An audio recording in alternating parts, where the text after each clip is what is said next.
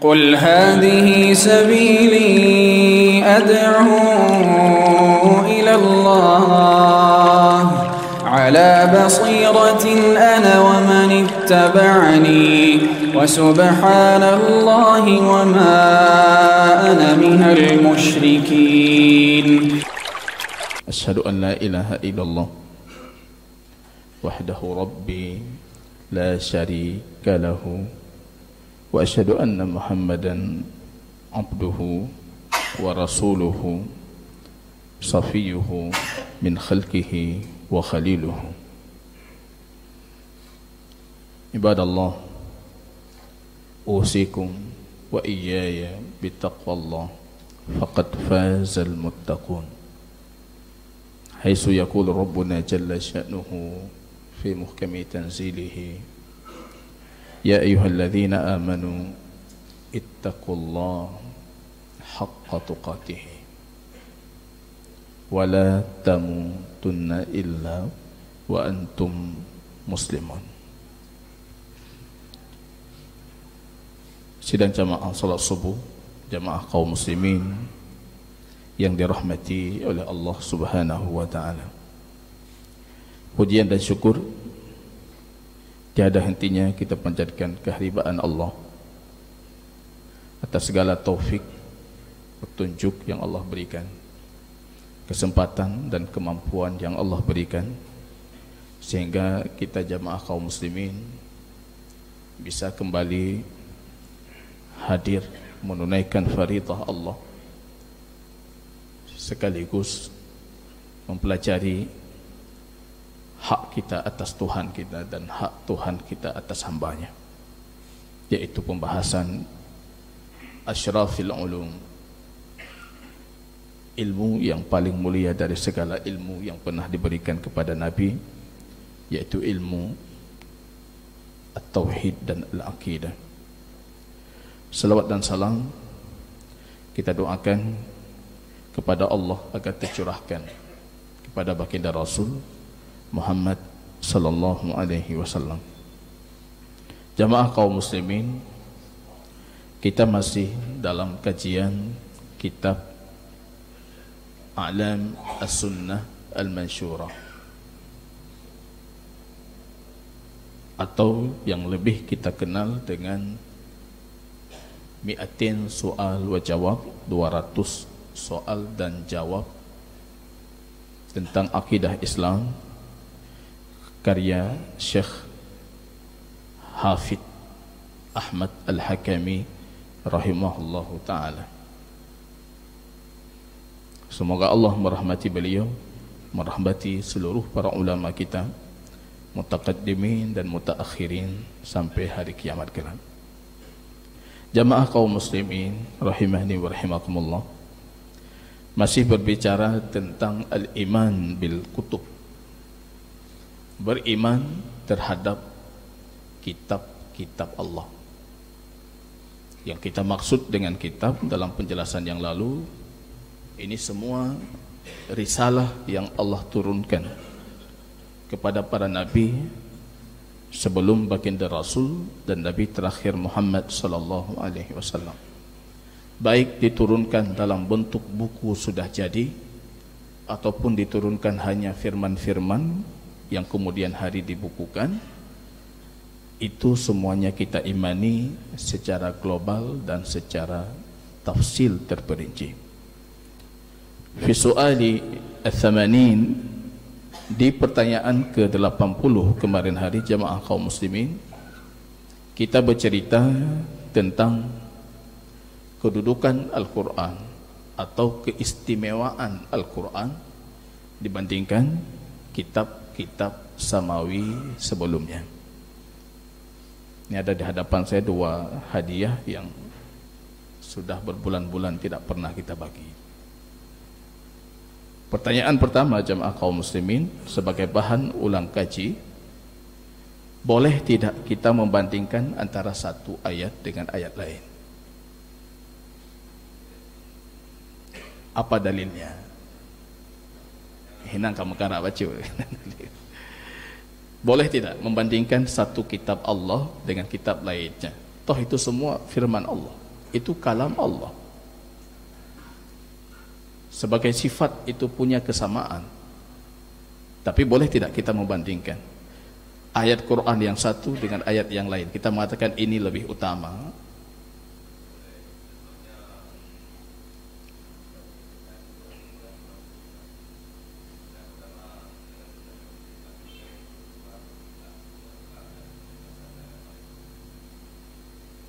Dalil bolehnya?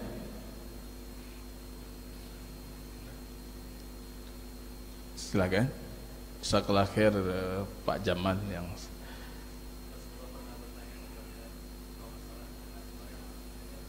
Mu'adz bin Jabal.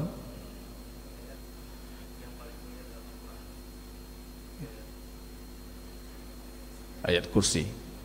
Ya, Rasul bertanya, "A'zam ayatin min ayil Qur'an."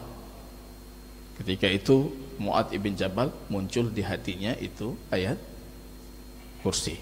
Tapi beliau mengatakan Allah wa rasuluhu a'lam. Allah dan Rasulnya yang lebih tahu. Kemudian Rasul mengatakan ayat kursi. Berarti baginda Rasul sendiri membandingkan antara ayat dengan ayat yang lain. Perbandingan itu jamaah kaum muslimin sebagaimana kita jelaskan pada pertemuan yang lalu, itu perbandingan isi dan materi ayat, bukan perbandingan kedudukan antara sifat Allah. Sama seperti Anda mendengar ceramah ini, kajian ini, dari sekian waktu kita berceramah, rupanya ada satu kalimat saja, kalimat itu nilainya lebih tinggi di hati jamaah dibandingkan kalimat-kalimat yang lain. Lebih tinggi dari sisi materinya, isinya itu beda. Begitu juga dengan surat Al-Ikhlas. Tafadhal, jazakallahu khair. Mohon di. Yang kedua jamaah kaum muslimin, kita sudah mempelajari apa kedudukan Al-Quran dibandingkan kitab samawi yang lain. Nah, taboti bentar. Silakan. Itu diantaranya Al-Quran itu paling lengkap. Bahkan kata Syekhul Islam Ibn Taimiyah rahimahullah, Al-Kutub As-Samawiyah, Al-Kutub Al-Arba' kata beliau, semua maknanya itu ada di dalam Al-Quran. Dan Al-Quran itu semua kandungannya ada di dalam satu surah Al-Fatihah. Dan Al-Fatihah itu kandungannya ada di dalam satu ayat, Iyyaka na'budu. Itu di antara ininya. Apalagi Bapak? Fungsi Al-Quran, kedudukan Al-Quran. Bisa ditambahkan? Muhaiminan itu sudah disebutkan tadi, artinya muhaimin itu tunduk dan menguasai, menaklukkan. Kemudian apa lagi? Musaddiqan, sebagai pembenar, membuktikan kebenaran yang lain. Bukan kitab samawi yang lain itu membuktikan kebenaran Al-Quran. Kita kaum muslimin sering latah. Ya, coba lihat, kan betul Al-Quran ini, kisah ini ada dalam perjanjian lama. Ini salah. Sebenarnya adanya kisah itu dalam Al-Quran itu membuktikan ada dari perjanjian lama itu yang masih betul. Jangan dibalik. Karena Quran itu fungsinya musaddiqan. Dia itu yang membenarkan. Dan dia itu berfungsi sebagai nasikhah, berfungsi sebagai penghapus terhadap kitab-kitab samawi yang lain. Bukan karena dia berfungsi sebagai penghapus muncul pertanyaan kenapa harus kita imani yang sebelumnya. Tidak ada masalah. Bahkan itu menunjukkan ini rangkaian kitab yang harus diimani, dan terakhir itu pelengkap dan penghapusnya. Mu'taminan, dia itu yang terjaga. Itu berbeda dengan kitab sebelumnya. Tidak terjaga. Berapa persen dari Injil yang benar yang masih ada? Berapa persen dari Taurat yang benar yang masih ada? Tidak terjaga. Tapi Quran kita ini dijamin terjaga. Wa syahidan, dan dia itu sebagai saksi. Besok akan berfungsi sebagai saksi. Salah satu dari kesaksiannya besok di hari kiamat, Quran itu akan menjadikan dirinya sebagai saksi terhadap kaum umat sebelumnya yang menyelisihi aturan dari agama mereka. Orang Nasrani ingkar terhadap Injilnya Isa, Quran datang sebagai saksi. Yang disampaikan Isa benar, Injilnya Isa benar, yang salah mereka. Itu akan jadi saksi terhadap kebenaran risalahnya Musa. Taurat benar, Nabi Musa benar, yang salah umatnya. Wasyahid, itu fungsi dan kedudukan Al-Quran. Bagi kita jamaah kaum muslimin, Quran itu bertambah lagi fungsinya, syifaan, jadi obat, jid ke obat, obat secara hissi dan secara maknawi. Obat, betul-betul obat itu Al-Quran. Kalau anda tidak bisa menjadikan Al-Quran sebagai obat, berarti anda tidak punya lagi obat. Quran hantib je ke obat, syifaan wa rahmah, rahmat, yang menjadikan hati kita berkasih sayang Al-Quran, yang menurunkan rahmatnya Allah Al-Quran. Dan besok di hari kiamat bagi kita kaum muslimin punya fungsi lebih besar lagi, syafi'an, menjadi pemberi syafaat. Begitu jamaah kaum muslimin rahimani wa rahimakumullah, kita hadiahkan ini kitab untuk apa yang pertama tadi, satu ayat. Ini terjemahan terhadap kitab kita 200 soal tanya dan jawab. Barakallahu fikum. Kalau kita tahu seperti itu fungsi dari Al-Quran, apa yang harus kita lakukan? Apa kewajiban kita? Kira-kira itu kedudukannya agung sekali, Pak. Kita simpan Quran itu di lemari kita, mutacukehana. Apa seperti itu setelah kita pahami fungsi Quran yang luar biasa? Obat kita, memberi syafaah kita. Hudan, fungsi pertama. Dari semua sebelum fungsi yang lainnya, Quran itu hudan. Hudan, petunjuk. Hudan tanpa alif lam, bukan petunjuk khusus, bukan petunjuk untuk materi tertentu, bukan petunjuk untuk hal tertentu, tapi itu petunjuk untuk segalanya. Itu petunjuk untuk segalanya. Kalau kita tahu kedudukannya seperti itu, sekarang apa tugas kita? Apa yang harus kita lakukan? Kira-kira jemaah kaum muslimin, apa tugas kita terhadap Al-Quran? Kena kalau hana hadiah hana jauh le. Oh KB tinggal tak jauh lama. Itu bisa kita bawa lagi.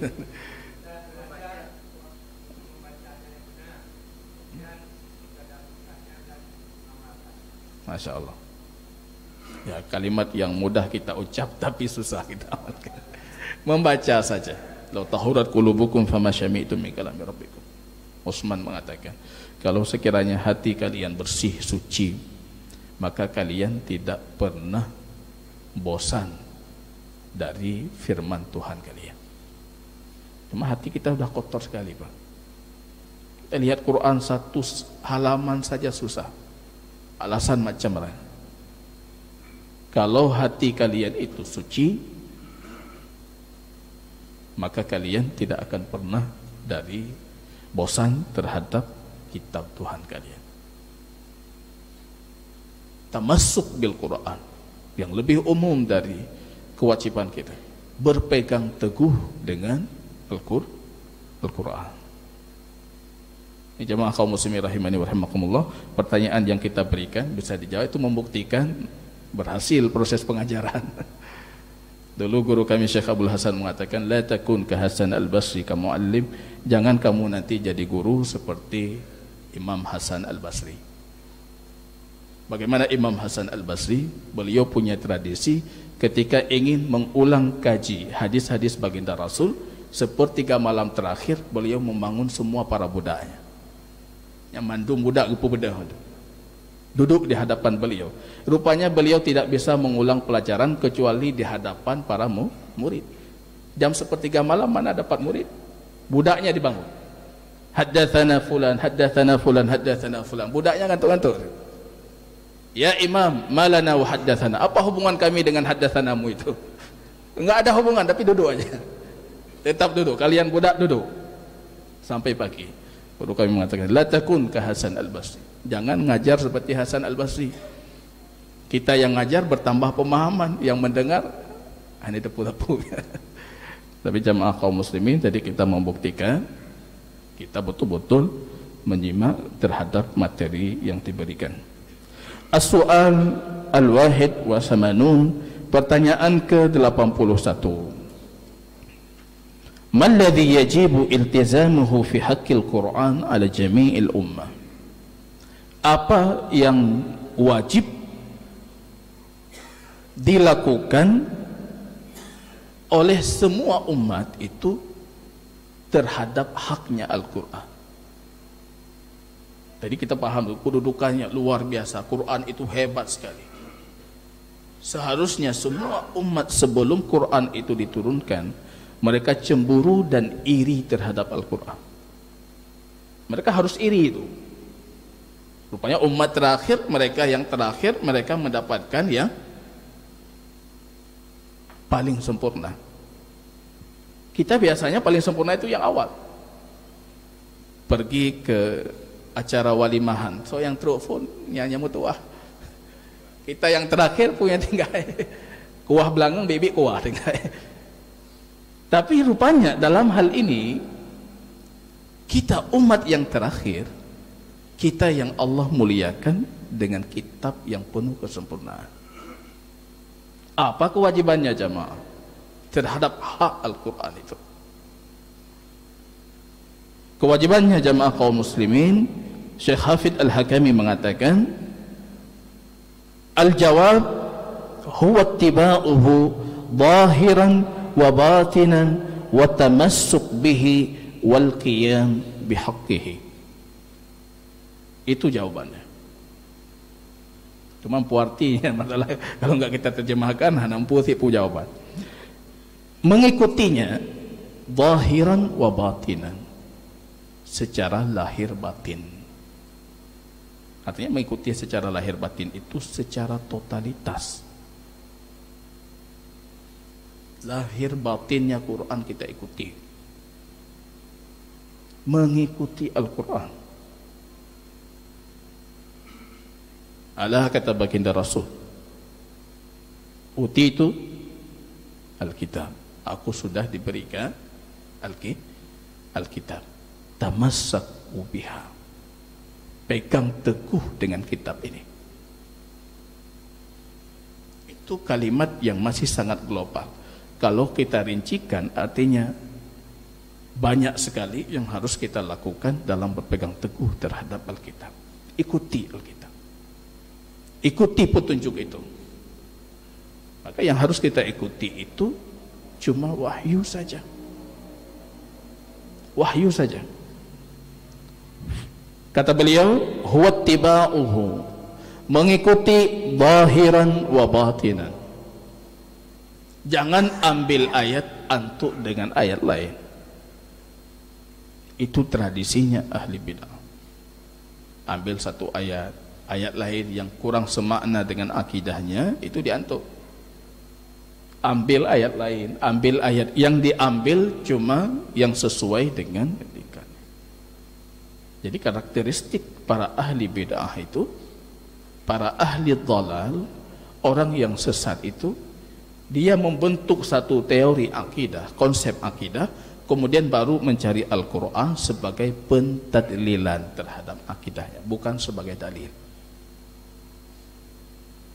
Maka mereka akan memegang dengan ayat itu, muhkam mutasyabihnya, yang penting sesuai dengan akidah yang mereka yakini. Itu terjadi di zaman Umar ibn Khattab, seorang pemuda yang bernama Subayy. Subayy ini dia cuma mengikuti mutasyabihat, yang aneh-aneh, yang maknanya belum jelas, itu yang diikuti. Yang kalagaya boleh makan yang haram, boleh makan babi, boleh makan itu, kan ada ayatnya. Laisa 'alal ladzina amanu junah. Tidak ada masalah, yang penting Anda beriman terhadap apa yang Anda makan. Mutasyabih itu yang diambil. Boleh salat kemanapun arahnya, fa inama tuwallukum fasamma wajhullah, kemanapun kalian menghadap itu wajah Allah. Yang diambil itu yang mutasyabih. Kak Imam Darimi menyebutkan kisah yang mengatakan, sehingga dipanggil oleh Umar ibn Khattab, fadarabahu bi'arajinin nakhl. Yang sering kita dengar, Subayy itu dicambuk dengan cambuk Umar. Durrah itu cambuk khusus Umar. Yang sahih dalam riwayah itu dicambuk oleh Umar, dipukul oleh Umar di kepalanya dengan arajin nakhl. Arajin nakhl itu tandan kurma itu, tangkai yang tempat bergantung buah itu tandan. Dengan tandan kurma yang kering itu dipukul kepalanya hingga berdarah. Nyan ke ubat. Pengalaman panjang kami dalam hal ini. Setiap berdebat dengan ahli syubhat, ubatnya lain, ti ubatnya. Cuma kita bukan Umar. Talah tak perlu kena penjara. Umar bin Khattab nyan betul ke ubat. Akharaja min ra'si ya Amirul Mukminin. Udah keluar dari kepalaku, udah keluar dari kepalaku. Kamu ulang lagi ya, udah ulang keluar dari kepalaku. Itu orang yang mengikuti mutasyabih. Yang dilihat itu mana yang punya masalah. Padahal ayat Quran itu mayoritasnya itu muhkamat, sudah jelas. Ini ahli bid'ah itu membalik-balikkan, yang sudah jelas muhkamat dinamakan mutasyabih, yang mutasyabih diikuti terus. Maka lahir berbagai macam beragam fenomena bid'ah dari awal setelah berhentinya masa kenabian. Muncul langsung itu macam-macam. Maka penting ilmu untuk memahami Al-Quran. Penting ilmu. Membeli kitab pengantar tafsir atau pengantar jadi seorang mufassir. Rupanya ketika kita pelajari kitab itu butuh hampir 50 cabang ilmu untuk bisa memahami ayat Al-Quran. Tidak sesederhana yang kita pikirkan. Alah tak baca ju mufhum ju, yang kenyan ke punya mufhum. Enggak cukup seperti itu Al-Quran. Beragam ilmu, terutama ilmu bahasanya, ilmu sunnahnya, dan ilmu Qurannya. Itu yang menjadikan Syekh Islam Ibn Taimiyah rahimahullah di akhir hayat yang mengatakan, kalau sekiranya aku tahu seperti ini Al-Quran, maka seumur hidupku tidak akan aku habiskan melainkan untuk Al-Quran. Satu ayat kita kaji dengan beragam latar belakang basis ilmu yang kita punya, itu dapat banyak hal. Dapat banyak hal. Pelajari ayat selanjutnya itu dapat banyak hal yang tidak mungkin kita akan berpaling untuk mempelajari hal lain. Begitu jamaah kaum muslimin rahimani wa rahimakumullah. Huwa tiba'uhu, mengikuti Al-Quran itu zahiran wa batinan, secara lahir dan batin, itu secara totalitar. Wa tamassuk bihi, usikum bitaqwallah, kata Nabi, wa adana mau'idatan, hadis Irbah, menasihati kami di waktu pagi. Memang wasiat terbaik itu di waktu pagi. Darafat minnal uyun, rupanya nasihat pagi itu mata Rasul, mata para sahabat itu bercucuran air mata, gemetar hati mereka. Kemudian mereka bertanya, ausina ya Rasulullah, usikum bitaqballah wasam'i wa ta'ah, ketaatan untuk para pemimpin kalian. Kemudian apa? Tamassuk biha, aku datang dengan Quran dan sunnahku. Tamassuk biha, wa'adhu 'alaiha bin nawajis, gigit dengan gigi geraham. Pergi ke dokter gigi, tanya mana gigi paling kuat. geraham. Dengan gigi paling kuat itu kita gigit. Dengan kekuatan paling kuat kita gigit Al-Quran itu. Tamasuk. Jadi tamasuk, kata tamasuk itu berpegang teguh. Dari kata masaka berpegang, memegang. Ketika ditambahkan bentuk dalam bentuk tafa'al. Dengan ada tambahan ta di situ, itu ta itu memberikan arti mutawa'ah dan ta'zim. Ada arti sengaja berpegang, kemudian ada arti di situ berlebihan dalam berpegang. Itu dua arti kandungan dari kata tamasuk. Tamassaku biha wa 'addu 'alaiha bin nawajiz. Tamasuk. Tamasuk itu punya arti sengaja memegang. Bukan karena saya sudah lahir dari keluarga seperti ini, kemudian saya seperti itu. Tapi kita sengaja mengkhususkan waktu kita, mengkhususkan diri kita untuk mempelajari Al-Quran dan berpegang teguh dengannya. Kemudian harus berlebihan dalam berpegang teguh. Pajannya galak, tiga mangat pegang teguh dengan Quran. Watihana mangat kubahtiat. Itu bukan tamasuk. Tamassaku biha wa 'addu 'alaiha bin nawajih. Gigit dengan gigi gerahammu. Itu pola-pola kalimat yang digunakan oleh baginda Rasul yang menunjukkan harusnya kita berlebihan dalam berpegang teguh terhadap Al-Quran. Wal qiyam bihaqqihi, dan berdiri atas hak-hak Al-Quran. Apa hak Al-Quran? Hak ta'zim. Ini kenyataannya hari ini jamaah kaum muslimin, mohon maaf. Makin kita yang mempelajari sunnah ini, makin kita yang kurang mengagungkan Al-Quran. Anak kita yang kita ajarkan sunnah, itu anak yang paling sedikit mengagungkan Al-Quran. Talu tanya ngawak daya, Pak. Saya pernah bagi mushaf Al-Quran di salah satu kecamatan di Biren. Urung-urung daya. Daya dalam artian masyarakat awam. Ketika kita bagikan Al-Quran, itu ibu-ibunya nggak tahu bagaimana cara memegang Al-Quran, saking ta'zimnya. Muncul pertanyaan-pertanyaan yang di luar kepala kita. Ustadz, boleh kita masukkan ke tas? Boleh saya masukkan Quran ini ke kresek? Boleh saya pegang seperti ini? Boleh saya letakkan ke seperti ini? Itu pertanyaan tidak pernah muncul dari jamaah kita. Gemak ke banyak galak, gepeduk banyak galak. Di tempat rendah Quran diletakkan. Anda rukuk tidak boleh baca Quran. Karena posisi Al-Quran itu tinggi yang layak hanya untuk berdiri. Anda sujud haram baca Quran. Karena tidak layak. Quran itu bukan untuk posisi rendah. Itu untuk posisi tinggi. Diharamkan. Baca Quran 30 juz Anda sujud, nggak dapat pahala, berdosa, Pak. Diharamkan. Tapi kenapa di hati kita kurang pentakziman terhadap Al-Quran? Orang di luar sana Al-Quran itu nggak tahu cara dia pegang, itu yang saya heran. Kibang gemat pakai lape ini itu, khawatir terhadap kondisi dirinya, apakah dalam kondisi suci atau tidak bersuci. Dia memastikan dirinya sudah suci baru berani untuk memegang Al-Quran. Kita nggak peduli itu. Itu haknya Al-Quran. Ta'zim, taukir, kita agungkan Al-Quran itu.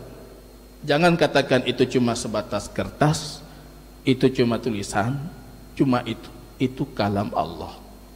Yang ada di dalamnya kalam Allah secara hakikat. Itu hakikat kalam Allah. Ini yang konyol sekali jamaah kaum muslimin.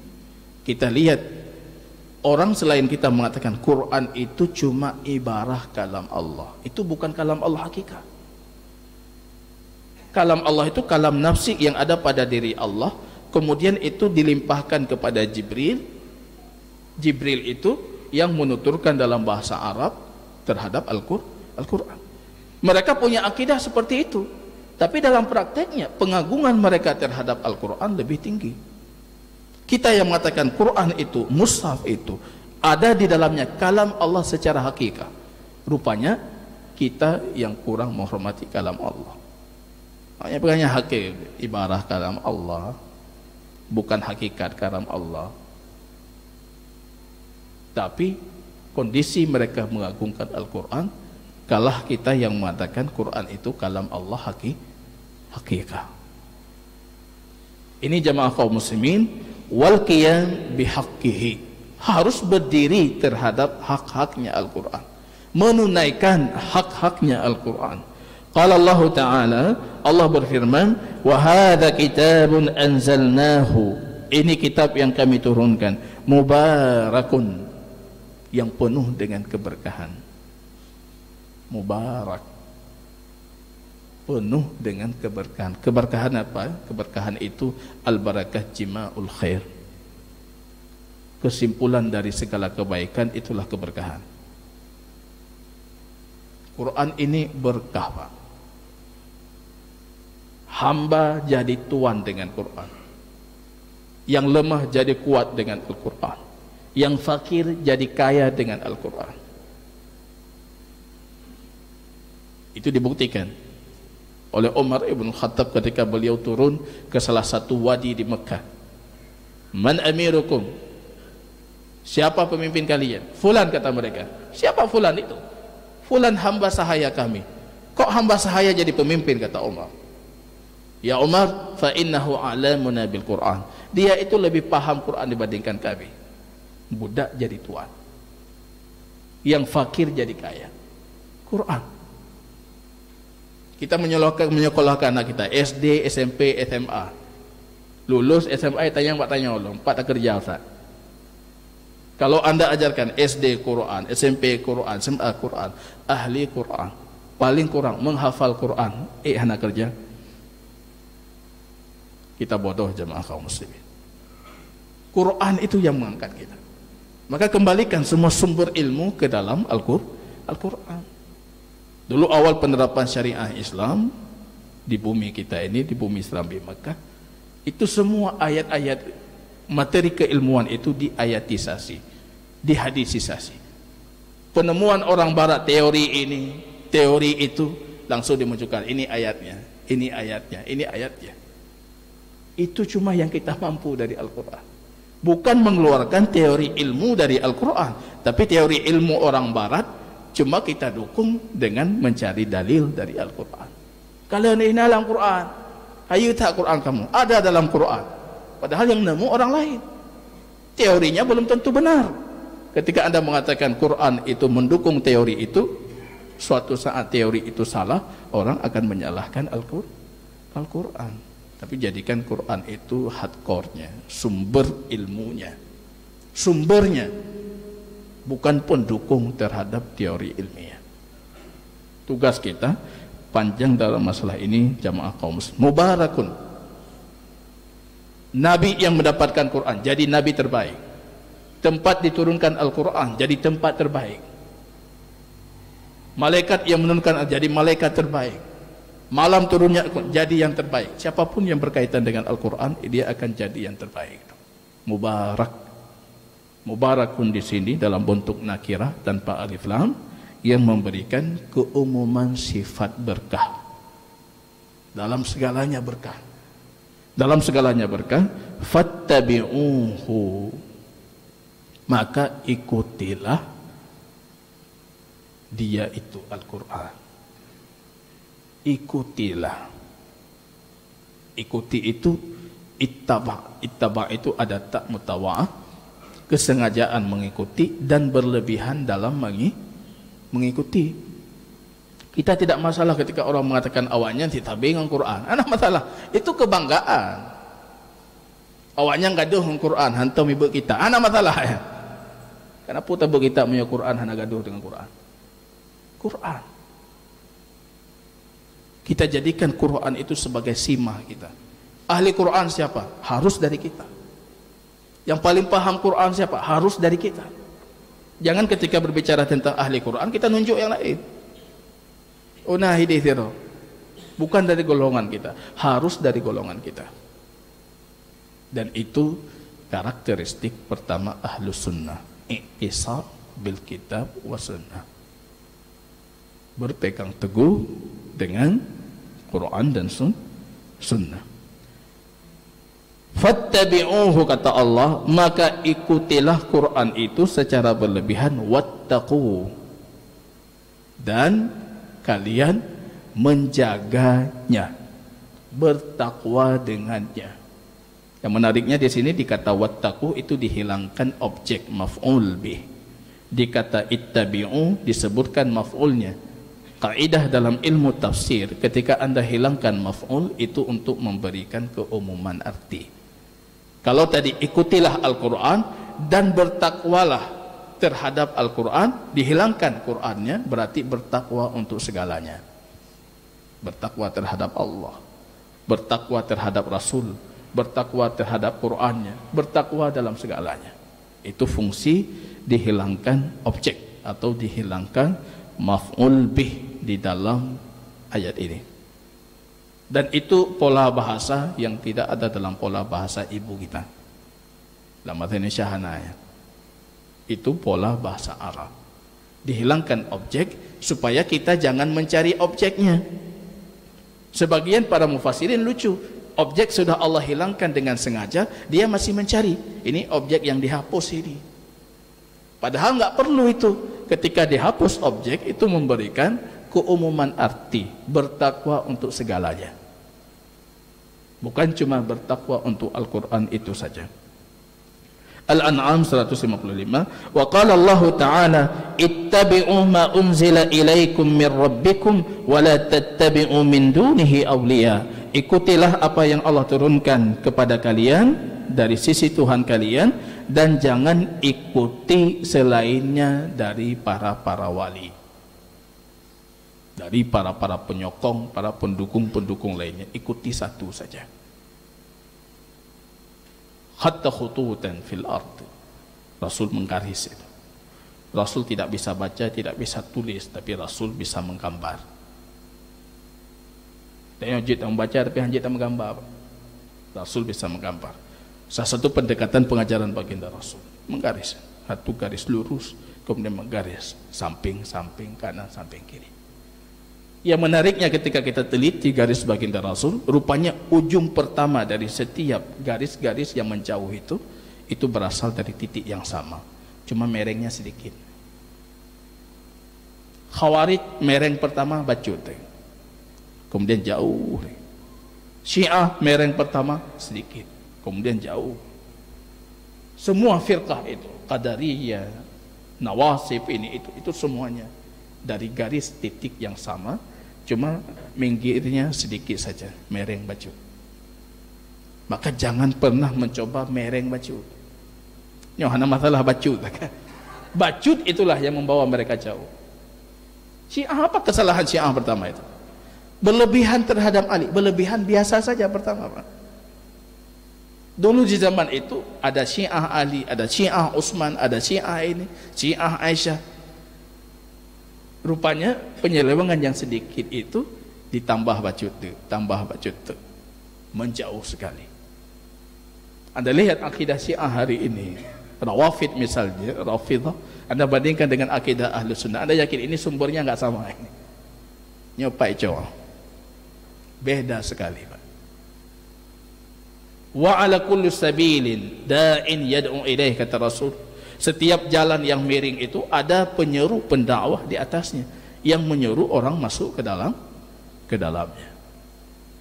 Wala tadliju, dalam hadis yang lain Rasul menggaris gambar yang luas, kemudian menggambar di sampingnya pintu-pintu, kemudian Rasul mengatakan ada penyeru di atas jalan yang lurus, itu yang menyeru, jangan pernah masuk kanan, jangan pernah masuk kiri. Pintu di samping jalan kanan kiri itu sudah ditutupi dengan sitar, ditutupi dengan tirai. Kita latah yang ditutupi itu kita buka. Tambah bangai latah plus bangai. Lihat kita buka tetap mau. Katanya hana terasa hana mangat. Masuk dulu. Ketika masuk rupanya enggak bisa keluar lagi. Itu yang terjadi. Maka Allah mengatakan wala tattabi'u min dunihi awliya. Jangan pernah ikuti selainnya dari para wali-wali, penyokong-penyokong itu. Wa qala ta'ala walladzina yumassikuna bil kitabi wa aqamus shalah inna la nudhi'u ajral muslihin.